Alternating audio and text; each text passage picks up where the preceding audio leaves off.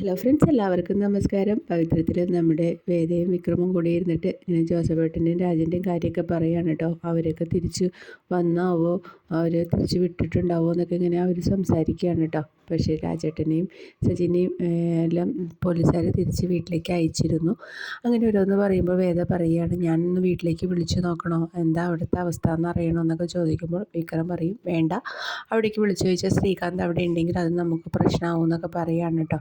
അങ്ങനെ അവർ ഓരോ തമാശകളും കളിയും ചിരിയൊക്കെ കഴിഞ്ഞിരിക്കുമ്പോൾ വേദ പറയും, കുറേ നേരമായി പോയി കിടക്കട്ടെ എന്ന് പറയാണ്. നിങ്ങൾ പുറത്ത് കിടന്നോ, ഞാൻ അകത്ത് കിടക്കാമെന്ന് പറയാണ് കേട്ടോ. അപ്പോൾ വേദ പറയുക, ഇനി അങ്ങനെ രണ്ട് സ്ഥലത്ത് കിടപ്പൊന്നും വേണ്ട, ഞാൻ എവിടെയാണോ അവിടെ നീ കിടന്നാൽ മതി, നമുക്ക് ഇനിയുള്ള ജീവിതം ഒരുമിച്ചുള്ളതാണെന്നൊക്കെ പറയാണ് കേട്ടോ.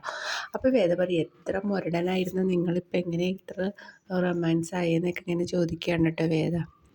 അപ്പോൾ വിക്രം പറയും, ഏത് മുരടിനെയും സോഫ്റ്റാക്കി എടുക്കാനുള്ള കഴിവ് നിനക്കുണ്ടല്ലോ, അതാണ് ഞാൻ ഇങ്ങനെ ആയെന്നൊക്കെ പറഞ്ഞ് ഇങ്ങനെ തമാശകളൊക്കെ പറയാണ് കേട്ടോ. പിന്നെ ആ തേയിലത്തോട്ടത്തിൽ കൂടെ രണ്ടുപേരും ഇങ്ങനെ ആടിപ്പാടിയൊക്കെ നടക്കുകയാണ്. അവിടെ വീട്ടിലാണെങ്കിൽ ശങ്കരനാരായണനും ഭാര്യയും കൂടിയിട്ട് ഇങ്ങനെ സംസാരിക്കുകയാണ്. നമ്മുടെ മകൻ ഇത്ര ദുഷ്ടനായിരുന്നുവെന്ന് എനിക്കറിയില്ലായിരുന്നു, അവൻ്റെ ചിന്ത മുഴുവൻ സ്വത്തിലാണ്, അതിന് നിൻ്റെ ചേട്ടനും കൂടി കൂട്ടാണ് എന്നൊക്കെ പറയാണ് കേട്ടോ.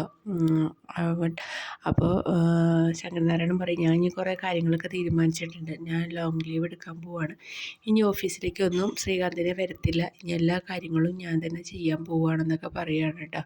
എന്നിട്ട് ശങ്കരനാരായണൻ പറയും, ഇപ്പോൾ തൽക്കാലത്തേക്ക് നീ ഇതൊന്നും ആരെയും അറിയിക്കേണ്ട, സമയം പോലെ ഞാനെല്ലാം ചെയ്തോളാം എന്നൊക്കെ പറയുകയാണ് കേട്ടോ. നമ്മുടെ വീഡിയോ ഇഷ്ടമെങ്കിൽ ലൈക്ക് ചെയ്യാനും ഷെയർ ചെയ്യാനും സബ്സ്ക്രൈബ് ചെയ്യാനും മറക്കല്ലേ.